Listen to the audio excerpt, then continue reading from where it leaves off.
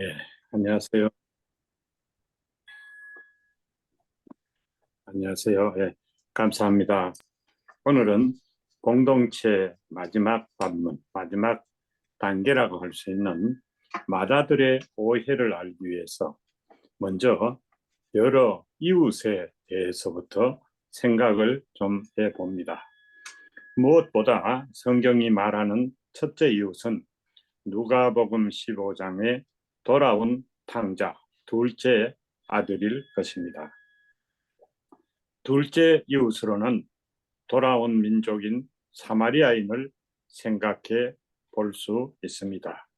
그 누가복음 그 10장 선한 사마리아인의 그 비유가 나오는데, 그 성경에는 선한 사마리아인의 그 기사를 여자를 구원한 예수의 기사도 있습니다. 이웃을 이해하기 위해서는 사마리아인의 이야기를 잘 이해해야 합니다. 셋째 이웃으로는 포도원에 오후 5시에 온 지각생을 생각해 볼 수 있습니다. 물론 넷째 이웃쯤으로는 세리와 죄인들도 들 수 있습니다. 이 사람들은 비슷한 형태로 거듭나서 좋은 이웃이 됨을 성경은 기록하고 있습니다. 교회는 이웃이 만드는 공동체, 펠로십이라거나 아니면 네이버후드라고 할 수가 있습니다. 이상적인 그 이웃의 성격으로는 믿을만하고 유익하고 도움이 되고 선한 것을 들 수 있습니다. 영어로 말하면 faithful하고 useful하고 helpful하고 good이라고 말할 수 있습니다. 살만한 공동체를 만드는 것을 그 무자비한 경쟁 사회이고 무한 경쟁 사회인 오늘날 속에서 생각해 보는 것은 참으로 큰 의미가 있는 일입니다. 바로 살아가는 공동체 교회를 만드는 일을 우리 모두 생각해보고 시도해 보아야 할 것입니다. 지금은 분쟁의 시대입니다. 그래서 세상에는 문제가 많습니다. 교회도 싸움이 많고 국가도 전쟁이 많고 화평해야 할 가정도 갈등 속에서 삽니다. 지금은 오래된 부부가 늙어지면서 부부애로 사는 것이 아니라 전우애로 산다는 유머가 있는 세상입니다. 경제적으로, 과학적으로 많이 좋아진 세상이지만 참으로 어느 때보다도 더 불행하게 사는 듯한 오늘날 이런 공동체를 생각해 보는 것은 큰 가치가 있는 것입니다. 세상의 난제를 해결하는 해법을 성경이 제시하고 있습니다. 그 많은 부분을 차지하고 있는 문제의 근본이 바로 마다들의 오해입니다. 오늘날은 우리 모두 마다들로 살려고 합니다. 영어로 말하면 룰러 아니면 모나크, 지배자가 되고 주도제가 되어서 하는 겁니다. 그래서 오늘은 마다들의 오해를 좀 풀어줄 생각으로 성경 말씀을 산책해 봅니다. 다행히 성경에는 이 모든 문제를 풀어줄 해답이 제시되어 있습니다. 성경을 너무 읽지 않으니까 생긴 이런 문제는 성경을 어느 정도만 이해해도 쉽게 풀어지는 것이 많습니다. 관계 매뉴얼도 되고 건강 매뉴얼도 되고 행복 매뉴얼도 되는 성경을 이해하기 위해서 읽어가면서 이렇게 산책해 보도록 하겠습니다. 첫째로 잃어버린 아들에 대한 생각을 해봅니다. 둘째 아들 이야기입니다. 위대한 학자인 누가는 누가복음 15장에서 24절까지 15장에서 24절까지는 둘째 아들의 회개를 정말 리얼하게 자세하게 묘사하고 있습니다.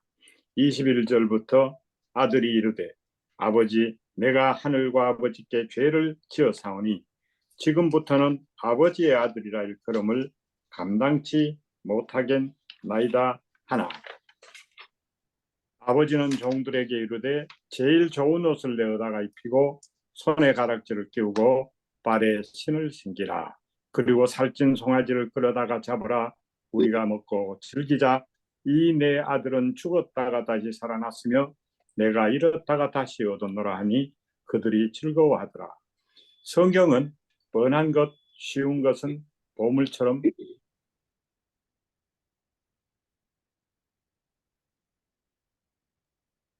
성경은 뻔한 것, 쉬운 것, 이런 것들은 보물처럼 감추어 두고 우리 각자가 찾고 판단하도록 우리에게 맡깁니다. 여기서 회개가 무엇인지, 회개의 시점이 언제인지를 아는 것을 우리의 상상에 맡기는 것입니다. 도스토옙스키나 빌리그레암 목사님은 집 나간 탕자 아들이 돌아왔을 때 환대하는 아버지의 환대를 받는 그 어느 시점 중에 아들 같은 아들로 태어나고 좋으신 아버지의 심정을 깨달아 좋은 아들이 되는 중생이 있었다고 합니다. 이 점은 스펄전 같은 좋은 목사님이나 대부분의 신학자들의 견해가 일치하고 있는 것입니다. 저도 여기에 동의합니다. 저도 그래서 알고 주님 저를 사랑해 주시고 아들을 받아주신 하나님 감사해서 좋은 그 이웃이 되어서 죄를 안 짓고 살려고 노력하게 되었습니다. 저는 한국에서 장로교에서 신앙생활을 하다가 이민을 와서 미국에서는 남침내 교단의 교인이 되었어. 거기에서 본어게인이나 Are you saved? 구원받았습니까? 이런 것을 많이 들으면서 알게 된 덕에 구원관을 잘 정리할 수가 있었습니다. 그 전에 한 60년 전에 말이죠. 한국에서는 구원 받았습니까? 누가 이런 질문을 하면은 대부분이 죽어봐야 알지 그랬습니다.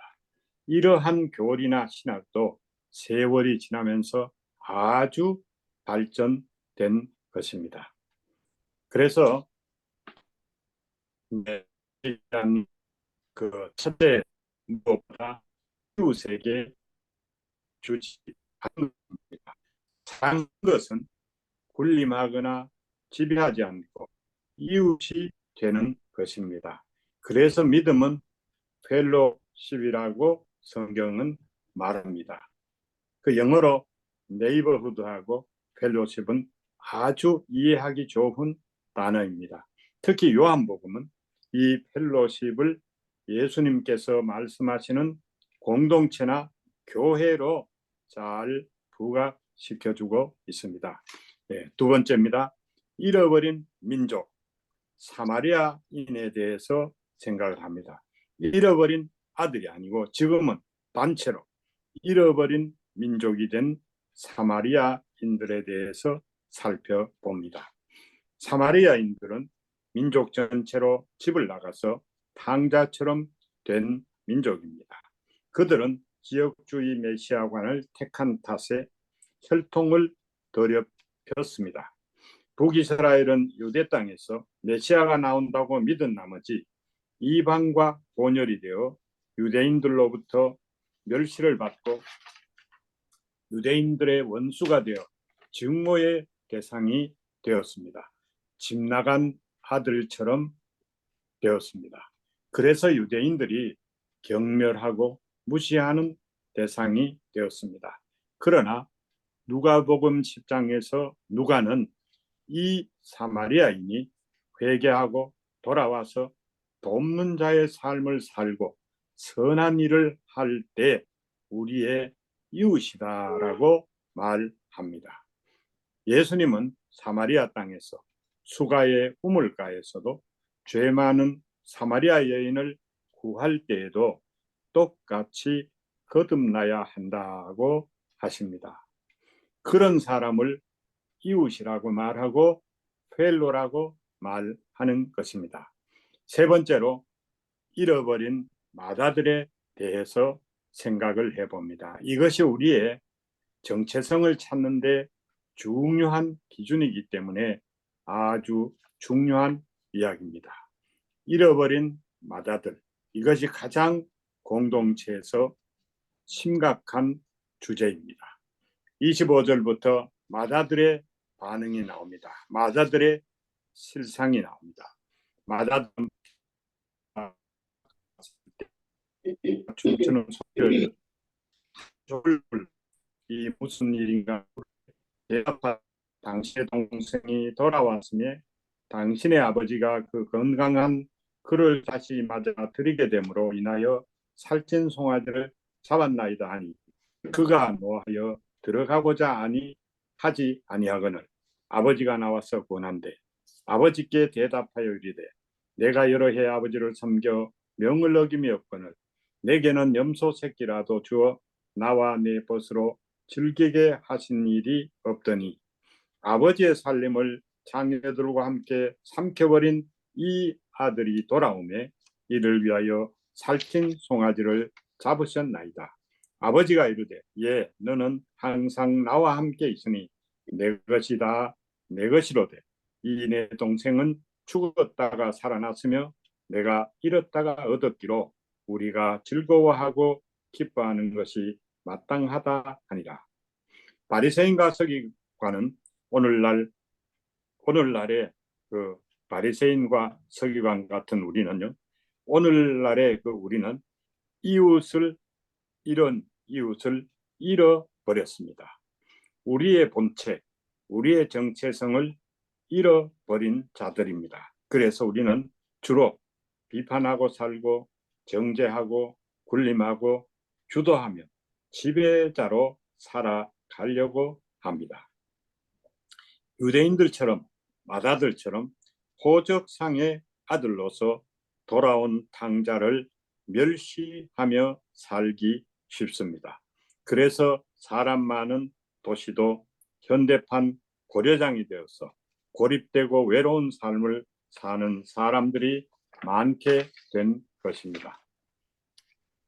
그래서 늙은 사람, 가난한 사람, 병자들은 더 큰 고통 가운데 있게 됩니다. 많은 사람들이 이웃 없는 세상을 삽니다. 그래서 오늘날 세상이 더 어려운 것입니다. 성경은 이 이웃을 회복하라고 합니다. 우리에게 이웃이 되라고 말합니다. 그리고 성경은 이 이웃을 회복하는 방법을 구체적으로 가르치고 있습니다. 이것이 구원의 구도이고 최소한의 신학이고 최소한의 교리인 것입니다. 저는 침례교인이어서 신학도 싫어하는 편이고 교리도 싫어하는 편인데 이러한 기본적인 것은 아주 동의하고 이것을 믿고 있습니다. 성경은 이 신라권을 해결하는 비결입니다. 오늘날 많은 사람들이 이웃으로 살지 않고 모나르크, 군주로 삽니다. 지배자로 삽니다. 룰러로 삽니다.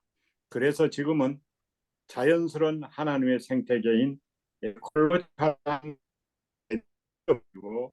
에고센트릭한 실존을 챙길 모든 사람이 이웃이 되고 공동체 지체로 살면 많은 문제가 해결됩니다.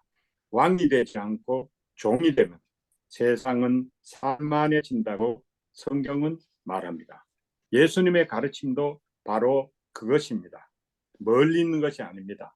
황제의 길이 아니라 종의 길인 것입니다. 성경은 그 길도 가르칩니다. 그 전도라는 것이 길을 전하는 것입니다. 예수님은 우리로 가이사라 빌립보에서 헬몬 왕궁을 향하지 말고 예루살렘 십자가로 갈 것을 주문하십니다. 문제사회는 부부도 이웃으로 살지 못하고 서로 왕되려고 하면서 삽니다. 가족도 서로 왕되려고 이기적으로 사는 것이 현실의 문제입니다. 교회도 국가도 사회도 다 왕되려는 이기주의, 이것이 문제입니다. 우리는 이기주의 세상을 떠나 창조 당시의 그 에덴으로 돌아가야 합니다. 그 셀피시한 이기주의적인 그 인간의 에고에서 하나님의 자연 세계 에코로 자연으로 돌아가야 합니다. 이 에코가 우리 본래의 본향인 것입니다. 이것이 우리의 정체성입니다. 이것이 우리의 원래의 자화상인 것입니다. 우리는 다 돌아온 둘째 아들과 같은 회개한 죄인일 때 이 땅에 천국이 이루어질 수 있습니다. 그러나 우리는 마다들과 같이 마다들의 오해 속에 살기 쉽습니다. 자신이 왕인 것처럼 살려고 하기 쉽습니다. 이웃의 중요성을 모릅니다. 참된 이웃이 누구인지, 이웃의 참된 의미를 모릅니다. 누가복음 15장은 마다들의 오해를 넘어 우리를 이웃으로 살게 하는 길목입니다. 이웃은 선한 자입니다. 이웃은 돕는 자입니다. 이웃은 믿을만한, 이웃은 유용한 자입니다. 성경이 말하는 사랑의 속성도 이와 비슷합니다. 이렇게 사는 것이 구원입니다. 이렇게 아들로 다시 태어나는 것이 중생입니다. 부부도 가족도 우리의 모든 관계가 공동체로 살아야 하겠습니다. 그렇게 되도록 1절부터 3절에 그 말을 듣는 그 대상을 누가는 특별히 기록하고 있습니다. 이렇게 되라고 바리새인과 서기관들에게 하신 말씀입니다. 마다들을 회개시키려 하신 말씀입니다. 그것을 비유로 하셨습니다. 비유는 세상에서 가장 뛰어난 지혜로운 교육법입니다. 비유는 심판입니다. 지옥 갈 사람은 지옥 가게 하고 천국 갈 사람은 천국 가게 하는 가장 지혜로운 심판이 팔라브라, 비유라고 합니다. 알 사람은 알아듣고 모를 사람에게는 전혀 모르게 하는 신묘한 교육법이 비유입니다. 이 비유로 말미암아 마다들로 살려는 우리의 오해가 조금이라도 풀렸으면 합니다. 아침 일찍 포도원에 일하러 온 자는 오후 늦게 온 자에 비하면 마다들의 오해가 있을 수 있습니다. 둘째 아들에게도 사마리아 여인에게도 가늠한 여인에게도 포도원에 늦게 온 일꾼에게도 우리는 마다들의 오해를 가지지 않아야 하겠습니다. 우리의 본향을 찾고 우리의 정체성을 찾아야 하겠습니다. 기도하겠습니다. 좋으신 하나님, 사랑의 아버지, 탕자 같은 아들이지만 하나님의 심정을 깨닫고 거듭나서 자신을 죄인을 사랑해서 하나님의 심정을 기쁘시게 하는 하나님의 자녀가 되는 그런 귀한 축복을 주시기를 간절히 바라옵고 원합니다. 우리가 더 좋은 이웃이 되어서 좋은 공동체를 이루어 이 땅을 천국으로 만드는 그 일을 저희들의 사명으로 알고 감당케 하여 주시옵소서. 예수님의 이름으로 기도하옵나이다. 아멘. 감사합니다. 아멘.